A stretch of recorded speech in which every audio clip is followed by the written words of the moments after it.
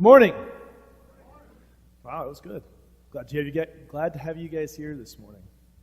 So, as of early this morning, I still didn't have an intro to this sermon. You'll find out that sometimes these intros just write themselves. So I came into church this morning. I'm going to do some prep work, get some things cleaned up. And I walked in the sanctuary, and there was a bird in the sanctuary. Never had that happen before. What do you do? What are you supposed to do with a bird in the sanctuary? There's nothing I can do about it. It's perched up on the projector or flying around on the lights. How are you supposed to get it out? The window's open in the balcony! The window's open in the balcony! Oh, what? I'm sorry. I can't understand you. 'Cause I'm a bird! As I said, sometimes these things just write themselves. It doesn't have anything to do with what I'm teaching this morning. But I figured if I sat here and I preached long enough with the window open, maybe he would just, fly out. So I got up and I started talking, and sure enough, he flew right out the window. So that doesn't bode well for you guys. You guys can't fly out the window. This morning, though, I wanted to talk about worship. Specifically, David. We're capping a 4-week series on David, and this week I want to focus on who David was as a worshiper. It begs the question, though, what made David so special? What was it that God saw in him that caused God to call him a man after his own heart? Why David? Why was it David that God heaped blessing after blessing after blessing on? Even eventually, his lineage would become the one that birthed our Savior Jesus. Why was it David? What was it that God saw in David that said, here you go? As we talked about a couple of weeks ago, David was a man. He was human, just like us. He behaved and sinned just like us. In fact, his fear drove him to do things. As we talked about a couple of weeks ago, his fear drove him to lie. And because he lied, a man, his entire family, wound up dead. You can look through the rest of 1 and 2 Samuel and see other numerous instances of David's failures as a human being. He was an adulterer. And not just that, but he was willing to murder to cover up his own sin. So what was it that God saw in David that said he is a man after my own heart? I think it was because David was a worshiper. I think what God saw in David was someone who was willing to wholly abandon himself for God's delight, to praise his Creator. And in fact, you don't have to look very far in Scripture to see this. Look at the book of Psalms. The book of Psalms is a book that is almost wholly devoted to singing God's praises. All throughout, you see that the authors are inspired by God. They're in awe of God. And as it may be, David was actually the author of over half of the book of Psalms. 150 chapters, the largest book in the Bible, and David was the author of that. And it's all about worship. And I think that speaks very much to David's heart. The past 3 weeks, we've looked at David as a giant slayer, David as a failure, David as a father and a wise counselor.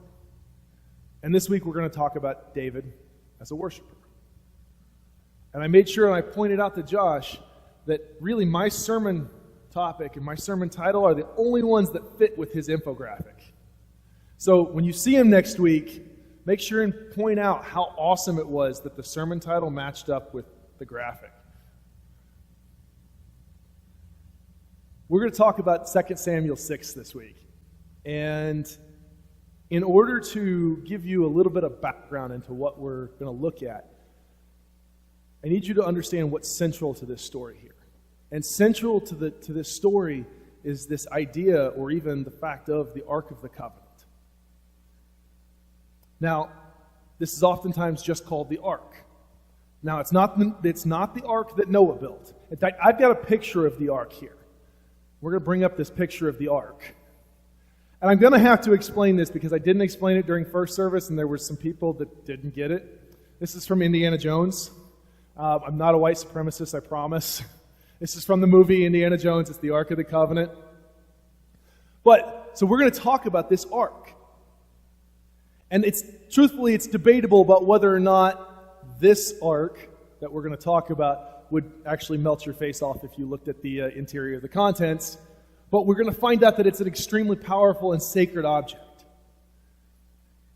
To a certain extent, the ark represented the national identity for Israel. It was not only a symbol of God's presence, but it was believed to be a part of his throne on earth. In a certain way, you might view the ark as the American flag. If there was only one American flag in existence, and if you touched it, you might die. Okay, so maybe not the American flag at all. But the ark represented power. More specifically, it represented God's power. The ark went into battle with Israel. And in fact, it was so well known that when the ark would enter into battle, Israel's enemies would tremble. They feared going into battle against an Israel that was equipped with the ark because of the power that it represented, and oftentimes the victory that they saw when the ark was in their presence. Now, we know that the ark was just symbolic of God's power. But their enemies saw that power. And if we look way back in 1 Samuel 4, 5, and 6, this is actually kind of where our story starts. And this is before Saul became king, before David was king. We see once again Israel in rebellion to God. And if you remember the series that we talked about in Judges, you'll see, okay, we have these cycles where Israel is serving God, they're doing what they're supposed to, and then Israel's in rebellion to God. They go through these cycles. Well, this particular instance, they're getting ready to go into battle with the Philistines. And they take the ark into battle with them. And God's presence is not with them. They suffer the consequences because of it. Israel's army is defeated. And the Philistines take possession of the ark. You can imagine the terror, the horror, the loss that they experienced when finding out that not only had they been beaten, but their symbol of their national identity had been robbed from them. So the Philistines walk away victorious. They've captured their enemy's most powerful possession. So they take it to their capital city. And next thing you know, plagues, pestilence, disease break out across the city. And the Philistines are like, whoa, we got to do something about this. Here, we'll take it from this city and send it to one of our other cities. So they send it to another city. And that city breaks out in plagues and pestilence and disease. Oh! We're going to send it to another city. We can't handle this. So they send it to another city. And that city breaks out in plagues and pestilence and disease. And time after time this happens. And finally the Philistines are like, we're all going to die if we don't get rid of this thing. What are we going to do with it? So they send it back to Israel. Can you imagine the desperation that you would have to feel to send your mortal enemies back the one thing that they cherish, the one thing that represents, in a sense, their national identity? They were desperate. And it just goes to show the power that surrounds this particular object. Again, not that the object itself is what's the power, but it is representative of the power of God. And now if we fast forward to 2 Samuel chapter 6, David has become king. And he has decided that the Ark of the Covenant needs to be relocated to Jerusalem. Jerusalem is now his capital city. That is not only where he resides, but that is now the capital of the nation of Israel. And in his excitement to move the Ark, David rounds out 30,000 people, 30,000 men, and he puts the ark on a new cart, and it's being pulled by a couple of oxen, and they begin this journey. Now, do you see the problem here? Well, let's read the story. David again brought together all the able young men of Israel, 30,000. He and all his men went to Baalah in Judah to bring up from there the ark of God, which is called by the name of the Lord Almighty, who is enthroned between the cherubim on the ark. They set the ark of God on a new cart and brought it from the house of Abinadab, which was on the hill. Uzzah and Io, sons of Abinadab, were guiding the new cart with the ark of God on it, and Io was walking in front of it. David and all of Israel were celebrating with all of their might before the Lord, with castanets and harps, lyres, timbrels, sistrums, and cymbals. Did you catch it that time? Even the Nazis knew that you're supposed to use 4 men to carry the ark. If we look back, and again, I apologize for the Indiana Jones reference if you're not a fan, but if we look back, when God gave Israel the law, He not only told them how to build the ark and how to build its sanctuary and all these other things, but He told them how to carry the ark. And the ark is supposed to be carried, supported on 2 poles. Poles run alongside the ark, and you've got 4 men, one on each side of these poles, that are supposed to be carrying the ark. The ark is never supposed to be touched.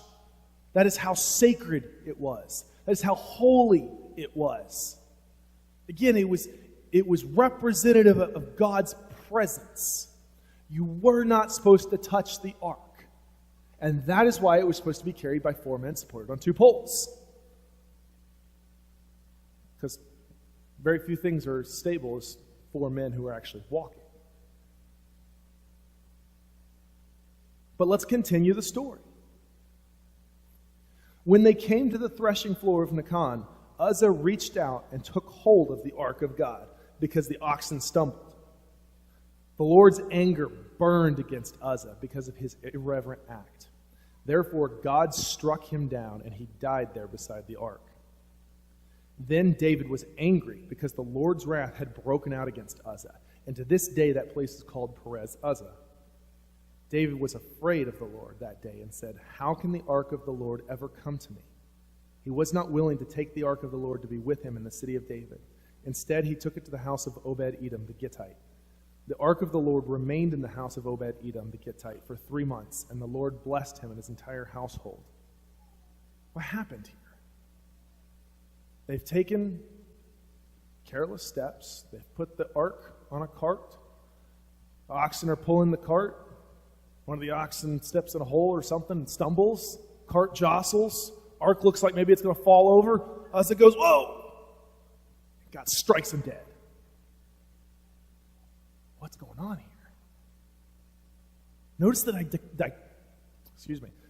dichotomy of David's feelings. First, he was angry at God. God, why did you kill him? Then he was afraid because he realized what had happened. Oh, that's why you killed him. Oh, that's my fault. Why was it David's fault? Why did God kill Uzzah? What does it say in verse 7? Because of Uzzah's irreverent act. He was thoughtless. He was careless. It wasn't that he was intentionally trying to be disrespectful, but he just didn't think. And he was put in that position by David. David put him there. David was thoughtless. David was careless. And he was ultimately responsible for Uzzah's death. There's a phrase or a saying that's familiarity breeds contempt. And that is often applied to long-term relationships or marriages. And truthfully, I don't believe that it holds in those cases. But where I do believe that it holds is oftentimes in positions of authority or power. Because think about it.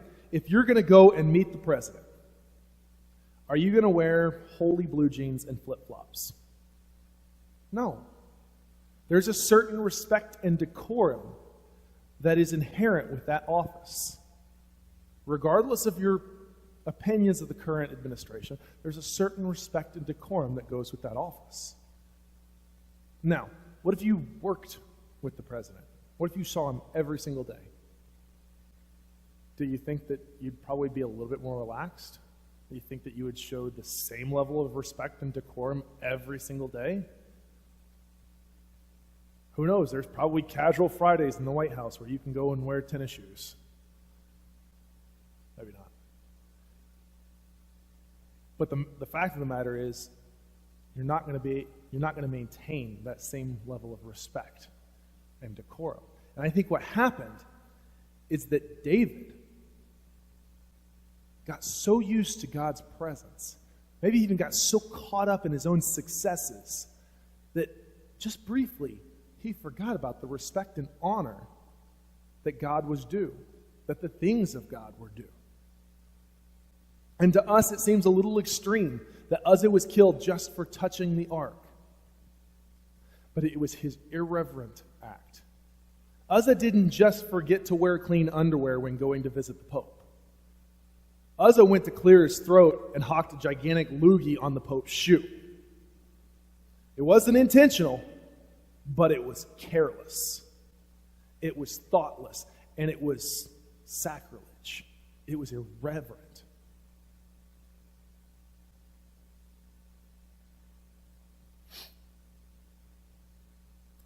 I think that we as Christians have the tendency to get overly familiar with God.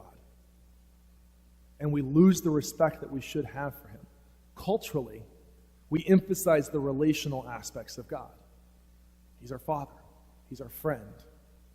He wants us to know him and to be known by him. And those things are important.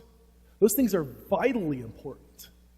But we cannot afford to lose sight of the fact that he is also king. He is creator of this universe. He is God supreme. And God deserves our very best, and we should never be thoughtless, careless, or irreverent in our attitudes towards him, even unintentionally. Now, if we move on with the story, we're 3 months after the Uzzah incident. And we see David once again desiring to bring the ark to Jerusalem. But this time it's different. Recognizing his carelessness the first time and the disastrous results that it brought, David humbles himself before God. And he seeks to go about things the right and the proper way. Now King David was told, "The Lord has blessed the household of Obed-Edom and everything he has because of the ark of God." So David went to bring up the ark of God from the house of Obed-Edom to the city of David with rejoicing. When those who were carrying the ark had taken 6 steps, he sacrificed a bull and a fattened calf. Wearing a linen ephod, David was dancing before the Lord with all of his might, while he and all Israel were bringing up the ark of the Lord with shouts and the sound of trumpets. Notice this time that they are carrying the ark in the method prescribed by God. 1 Chronicles 15 recounts the same story. And in it, David says, "No one but the Levites may carry the ark of God." What a change here. We go from, hey, let's get this thing on the cart and let's get this to Jerusalem as fast as we can, to no one but the Levites may carry the ark of God. That is a huge change. But there are other differences in this narrative. We are not told what David was wearing the first time he brought the ark. We can probably safely assume that he was wearing the garments of a king. He was probably wearing his royal robes, probably purple. Probably had this fine, ornate jewelry made of gold. Was probably wearing his crown. He was a king, after all. But now we're told that David is wearing a linen ephod. What is an ephod? It's basically a tunic. It's a robe. He's wearing a very simple robe, that of a servant, that of somebody who is in service to God. And he comes dressed as a servant, and he comes dancing with all of his might. Certainly not something that a king would do. David was carrying on in such wild abandon, such excitement, such passion, that when his wife saw him, she despised him. She was looking out her window at the palace. She sees this triumphal entry, all this big parade coming in, and at the forefront of this parade is her husband, wearing a robe and just dancing. And she despised him. Let's see what the story says. As the ark of the Lord was entering the city of David, Michal, daughter of Saul, watched from a window. And when she saw King David leaping and dancing before the Lord, she despised him in her heart. They brought the ark of the Lord and set it in its place inside the tent that David had pitched for it. And David sacrificed burnt offerings and fellowship offerings before the Lord. After he had finished sacrificing the burnt offerings and the fellowship offerings, he blessed the people in the name of the Lord Almighty. And then he gave a loaf of bread, a cake of dates, and a cake of raisins to each person in the whole crowd of the Israelites, both men and women, and all the people went to their homes. So here he was, and it was a celebration. There was excitement. Couldn't have been better. And he wants everybody to experience this. He wants everybody to know it. And so he blesses them, and he gives them gifts, and then he goes home. And when David returned to bless his household, Michal, daughter of Saul, came out to meet him, and he said, "Oh, how the king of Israel has distinguished himself today, going around half naked in full view of the slave girls of the servants, as any vulgar fellow would." David said to Michal, "It was before the Lord who chose me rather than your father or anyone from his house when he appointed me ruler over the Lord's people Israel. I will celebrate before the Lord. I will become even more undignified than this, and I will be humiliated in my own eyes. But by these slave girls you spoke of, I will be held in honor." Notice what David tells Michal. His celebration was for no one else but God. He did not care if he shamed himself, for he was dancing for God's delight. And what's more, he said, "I will become more undignified than this." He said he was willing to subject himself to even more humility if it would bring God glory. One of my favorite things in the world is when my daughter comes into the room and says, "Watch me, Daddy." And then she proceeds to jump and spin around. I take great joy in watching her dance with a carefree attitude as she performs solely for my delight. And I know she shares equal joy as her father lavishes her attention on her, lavishes my attention on her. I know she enjoys this because she came into the room and said, "Watch me, Daddy." She was performing for my delight. And I imagine that it's much the same with God when we worship Him.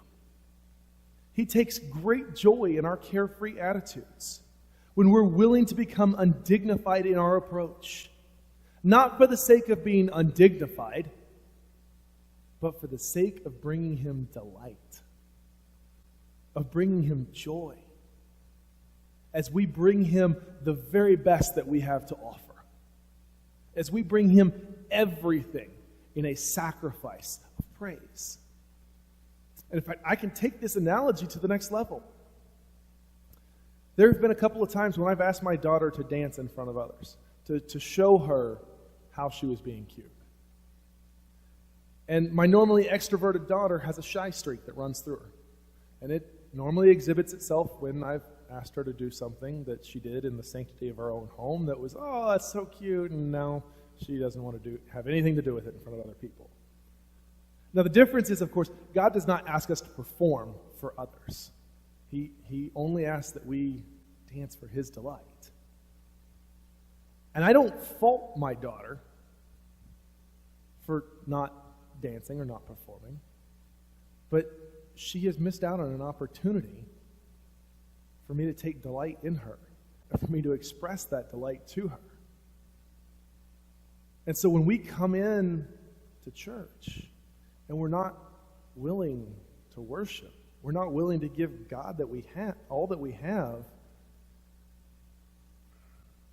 we've missed out on an opportunity. God doesn't care who's in attendance. He just wants us to worship him. And when we don't, we've missed out on an opportunity for him to give us his attention.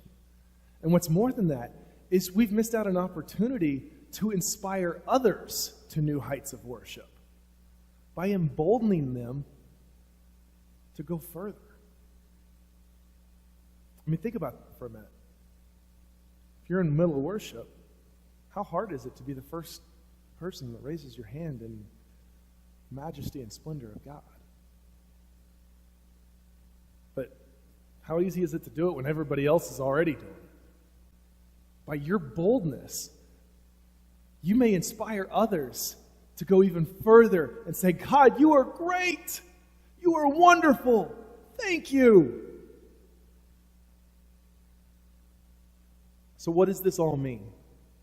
On one hand, we have God striking Uzzah dead because of his irreverent act. And on the other hand, we have David behaving shamefully. How do we balance these two viewpoints? David created a spectacle of himself, and Uzzah tried to keep the ark from falling on the ground. I think it comes back to our motive, our heart. When we become casual or indifferent in our worship, we are bordering on irreverence. Let me say that again. When we become casual or indifferent in our worship, that is bordering on irreverence. Now, I'm not saying that God's going to strike us dead because we're talking to our next door neighbor right here about what we want to have for lunch during the second song set. And I'm not saying that God is going to strike us dead because we're only mouthing the words and our minds are wandering and we're thinking about the argument that we had with our spouse in the car on the way to church. In fact, I really hope that God is not going to strike us dead for those things because I am guilty of those things quite frequently. But what I am saying is that he deserves everything we can possibly give. And we shouldn't hold back raising our hands or dancing and leaping about because we're worried about who's sitting behind us. We shouldn't let our minds wander when we worship. Rather, we should take every effort to focus on the one who is worthy of our worship. I'll let you in on a little secret. I'm not naturally the most outgoing of people. In fact, in large group settings, I would much rather sit back and watch people. It's exhausting for me to try and engage sometimes. And this translates into my worship. I constantly worry about what others are thinking of my worship. Am I disrupting them? Am I disrupting their own time of worship? Am I calling attention to myself? Am I making a scene? Is this just weird? I don't want to draw attention to myself. This is not about me. This is about God. But I would much rather sit there and sing songs under my breath. That's what comes naturally to me. But let's think about this for a minute. What is more exciting? The little golf clap we get when Rory McIlroy sinks that 20-foot putt?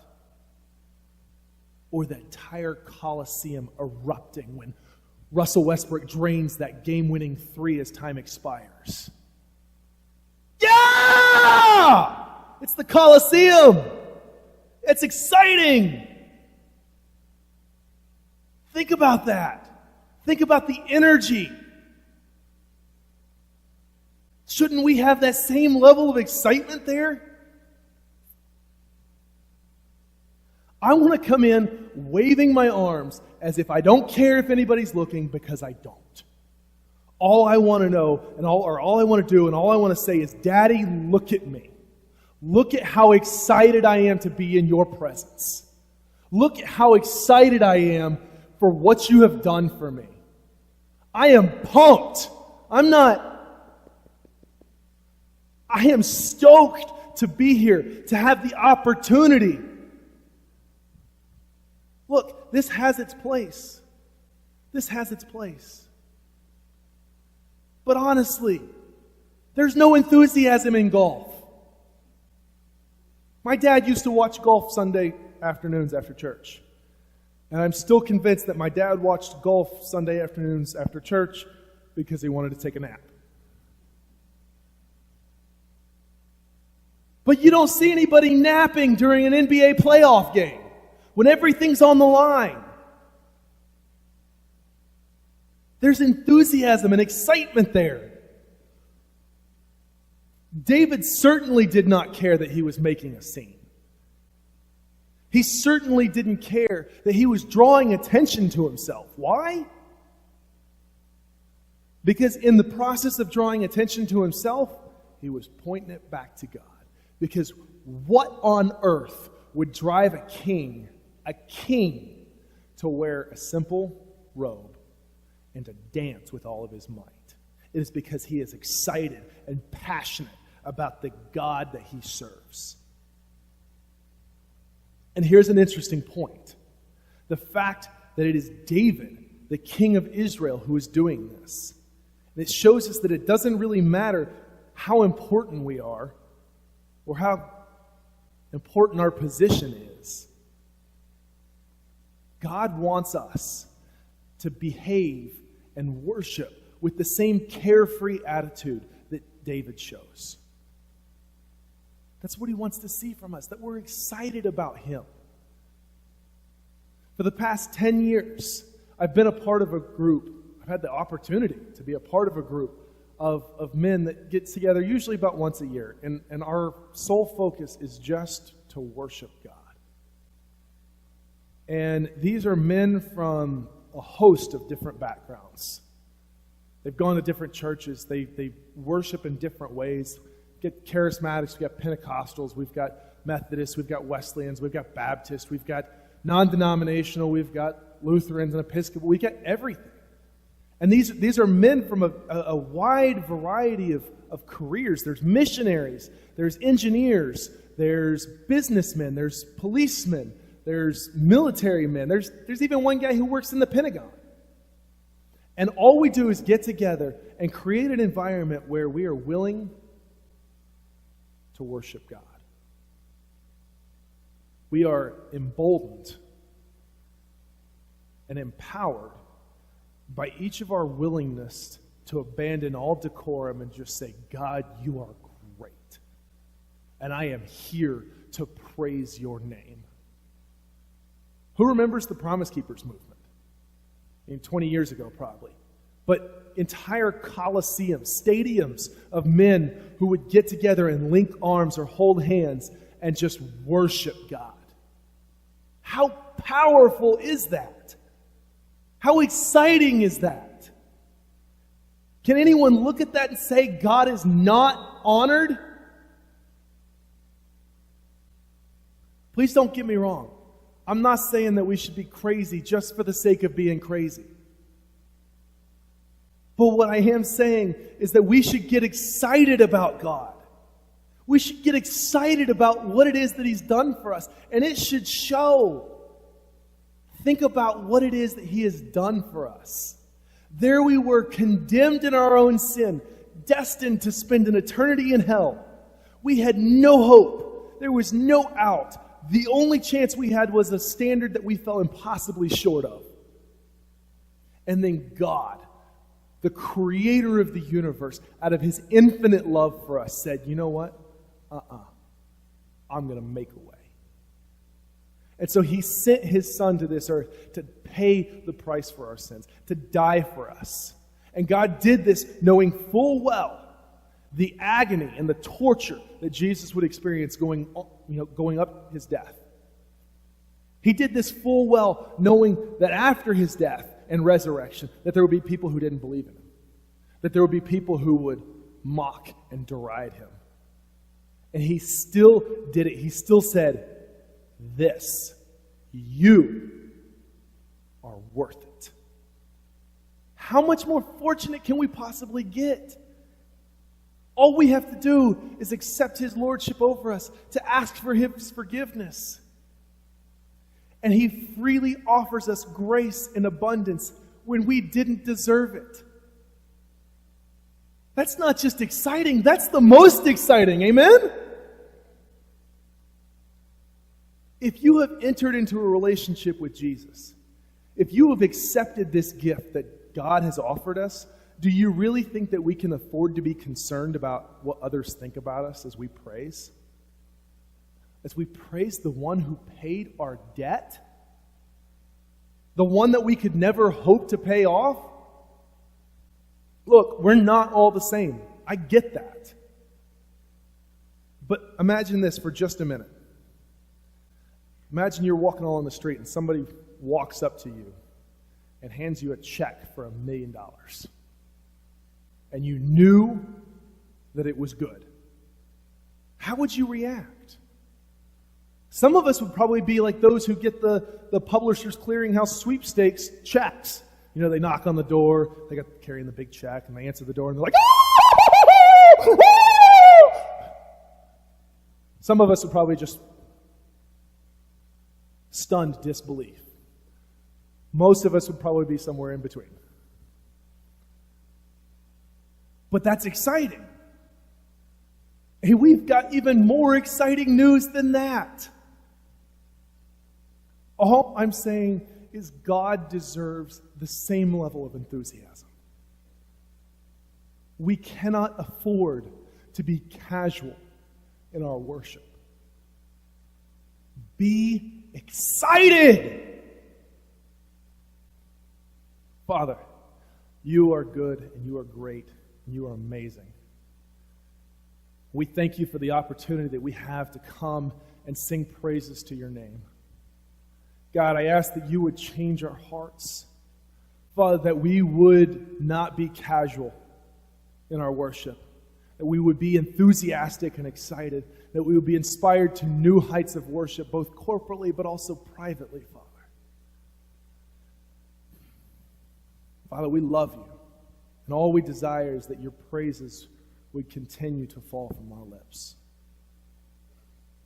In your name, amen.